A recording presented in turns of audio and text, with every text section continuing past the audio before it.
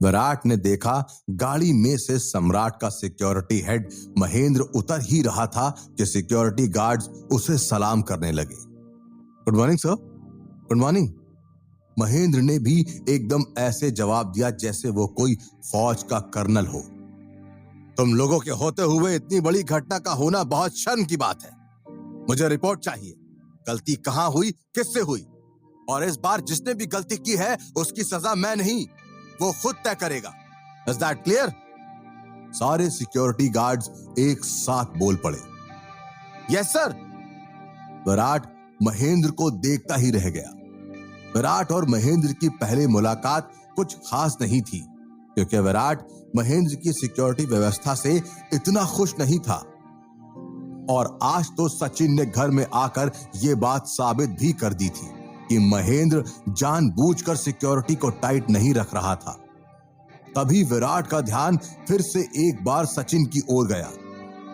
पता नहीं क्यों, पर विराट को लगा सचिन और महेंद्र के बीच में कुछ तो कनेक्शन है। मेरा दिल कह रहा है कि सचिन और महेंद्र के बीच में कुछ तो कनेक्शन है, पता लगाना होगा। उसी कनेक्शन को ढूंढने के लिए विराट ने फिर से सचिन की कही हुई बात को याद किया।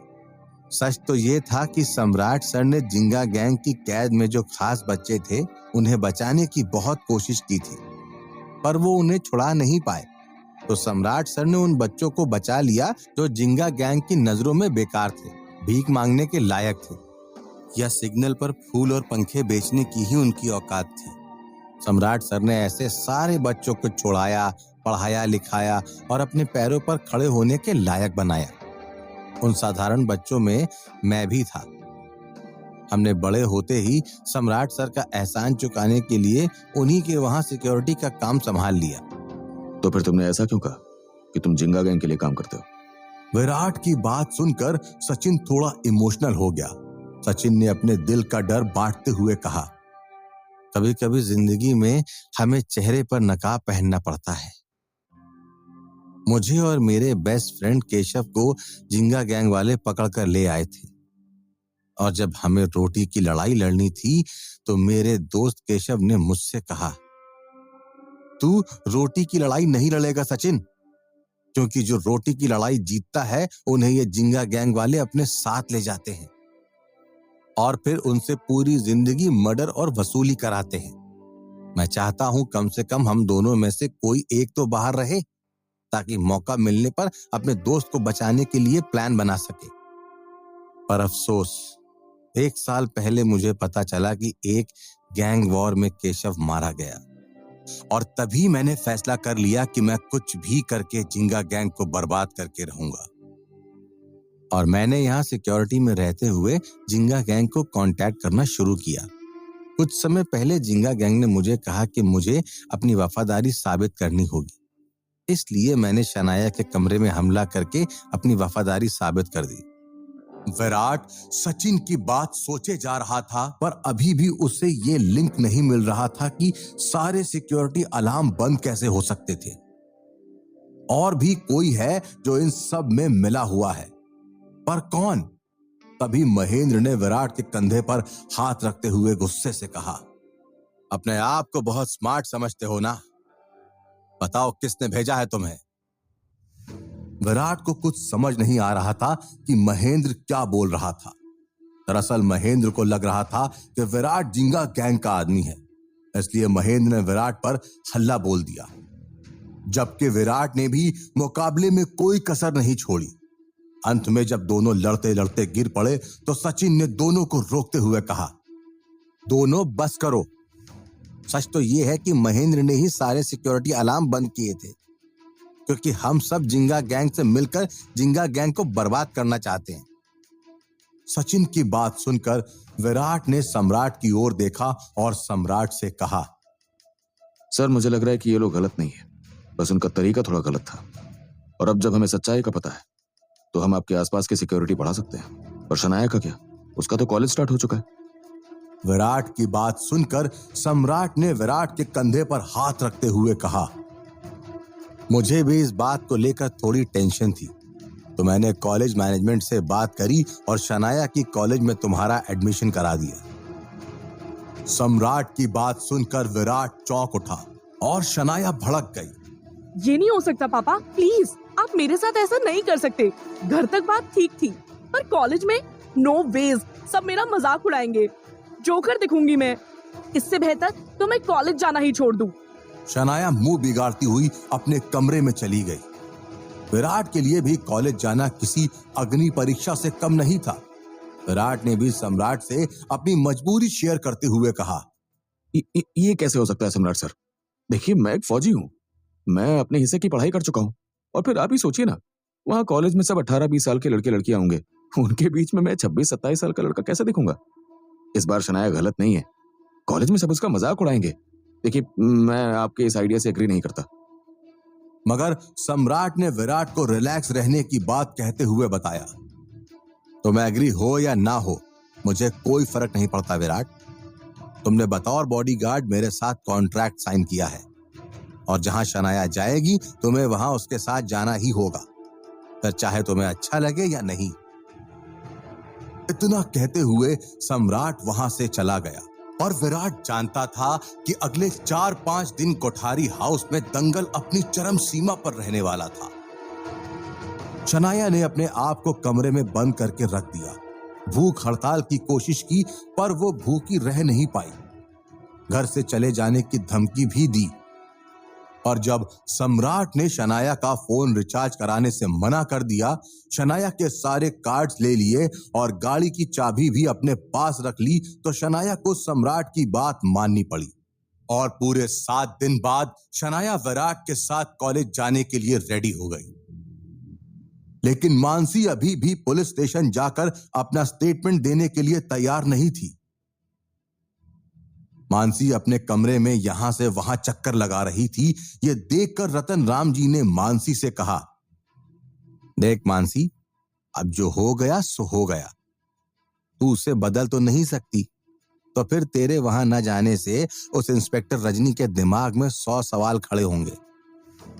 साहिल ने गन लेकर अपने आप को अंदर ही गोली क्यों नहीं मारी? क्यों वो दरवाजे के बाहर खड़ा था? तुमने उसे रोकने की कोशिश क्यों नहीं की? बेटर है कि तुम जाकर सिंपल स्टेटमेंट देकर आ जाओ कि तुमने देखा साहिल गन लेकर खड़ा था और इससे पहले कि तुम उसे रोकती उसने अपने आप को गोली मार ली। बाकी मैं देख लूंगा। मानसी ने रतन राम जी की ओर देखा। रतन राम जी ने जिस विश्वास के साथ मानसी को जाने के लिए कहा, मानसी समझ गई कि रतन राम जी ने पहले ही सब सेट करके रखा है। मानसी के चेहरे पर एक मुस्कान आ गई और वो अपनी गाड़ी की चाबी लेकर निकल गई। दूसरी ओर शनाया को लेकर विराट कॉलेज आ पहुंचा। विराट ने गाड़ी पार्क की और वो शनाया की साइड गाड़ी का दरवाजा खोलने के लिए आगे बढ़ा ही था कि शनाया जल्दी से गाड़ी से नीचे उतर गई और उसने विराट से कहा, क्या कर रहे हो विराट? ऐसे तो सबको पता चल जाएगा कि तुम मेरे बॉडीगार्ड हो। याद रखो कि तुम भी मेरी तरह यहाँ एक स्टूडेंट हो जो अपना अधूरा ग्रेजुएशन पूरा करने आया है। विराट को इंस्ट्रक्शन देकर शनाया आगे निकल गई और तभी विराट ने देखा कॉलेज ग्राउंड में एक म्यूजिकल बैंड की प्रैक्टिस हो रही थी। एक लड़का माइक में बोल रहा था, 3 घंटे बाद हम यहीं पर लाइव परफॉर्मेंस देने वाले हैं। अगर किसी को हमारा म्यूजिकल बैंड ज्वाइन करना है तो अभी 15 मिनट के अंदर आकर अपना नाम दे सकता है। विराट ने देखा शनाया अपनी 2 दोस्त के साथ कॉलेज में अंदर चली गई। विराट भी भागा और भागते हुए विराट ने सुना कुछ लड़के बोल रहे थे, ये कोई नया सर आया हुआ लगता है, स्टूडेंट्स को कितना पढ़ाएगा पता नहीं, पर स्टाफ रूम में ट्विंकल मैडम तो इसे पक्का पढ़ाना चाहेगी। भोले शोले भी हैं, मुझे तो बहुत रूल वाला लग रहा है। विराट को स्टूडेंट्स की बात सुनकर हंसी आ रही थी। विराट शनाया के पीछे भागे जा रहा था कि अचानक से वो मिस ट्विंकल के साथ टकरा गया। ट्विंकल इंग्लिश की टीचर थी, स्टेटस में सिंगल थी और रेडी टू मिंगल थी। ट्विंकल को हर एक हैंडसम लड़के में अपना प्यार दिखता था और उसके दिल के तार बजने लगते थे। जैसे ही ट्विंकल विराट से टकराई वो बोल पड़ी, आउच। मगर विराट ने ट्विंकल पर इतना ध्यान नहीं दिया और वो सॉरी कहता हुआ शनाया के पीछे भागा। मगर मिस ट्विंकल की तो पूरी दुनिया ही हिल गई, वो भी विराट के पीछे भागी। विराट ने देखा शनाया ने क्लास 4 में एंट्री ली तो विराट भी क्लास 4 में जाने लगा, पर तभी प्रोफेसर राजगोपाल ने विराट को रोकते हुए पूछा, तुम विराट हो ना? New admission. तो तुम्हारा क्लास 4 नहीं 3 है। तुम मेरे ही स्टूडेंट हो, चलो मेरे साथ। वैसे किसी ने तुम्हारी रैगिंग तो नहीं की ना? अगर कोई रैगिंग करने आए तो मुझे पक्का उसका नाम और रोल नंबर बता देना। अब पीछे मुड़कर क्या देख रहे हो, चलो। विराट के पास प्रोफेसर राजगोपाल की बात मानने के अलावा और कोई ऑप्शन नहीं था। विराट को जाता हुआ देखकर शनाया जहां मुस्कुरा रही थी तो दूसरी तरफ मिस ट्विंकल शॉक्ड थी। ओह माय गॉड, इतना हैंडसम लड़का स्टूडेंट है, पर कोई बात नहीं। इश्क न जाने उम्र, न जाने धर्म, न जाने अमीरी गरीबी, प्यार किया तो डरना क्या। जबकि कॉलेज के सीनियर लड़कों को रैगिंग के लिए एक बकरा मिल गया था, तो दूसरी ओर मानसी ने पुलिस स्टेशन के बाहर अपनी गाड़ी को पार्क किया। मानसी जैसे ही पुलिस स्टेशन में आई, इंस्पेक्टर सचदेव ने भागकर मानसी से कहा, आप मानसी जी हैं ना? स्टेटमेंट लिखवाने आई हैं। आप चिंता मत कीजिए, आपका स्टेटमेंट मैंने लिख लिया है, बस आप साइन करके जा सकती हैं। मानसी इंस्पेक्टर सचदेव की बात का मतलब समझ गई।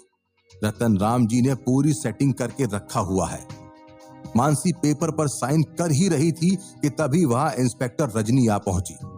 रजनी ने मानसी को देखते ही कहा, मिस मानसी, आखिर आपको पुलिस स्टेशन आने की फुर्सत मिल ही गई। वैसे आपने साइन कर लिया हो तो साहिल के केस में आपका स्टेटमेंट पढ़ना चाहूंगी। इंस्पेक्टर रजनी ने मानसी का स्टेटमेंट पढ़ने के लिए रजिस्टर अपने हाथ में लिया ही था कि एक पागल इंसान भागता हुआ पुलिस स्टेशन में आया और चिल्लाते हुए बोलने लगा, यहां हो रहे अन्याय के खिलाफ मैं अपने आप को जलाकर अपना विरोध दर्शाता हूं। इतना कहते हुए पागल आदमी ने अपने आप को आग लगा दी और पुलिस स्टेशन में चिल्लाता हुआ यहां वहां भागने लगा। आदमी ने रजनी के हाथ में पकड़ा हुआ रजिस्टर और टेबल पर रखी हुई साहिल की फाइल दोनों जला दी। अब क्या करेगी रजनी और क्या करेगा विराट कॉलेज में? क्या विराट के सीनियर विराट की रैगिंग करने में कामयाब रहेंगे या विराट सबको सबक सिखाएगा? पर क्या विराट मैडम ट्विंकल से अपने आप को बचा पाएगा?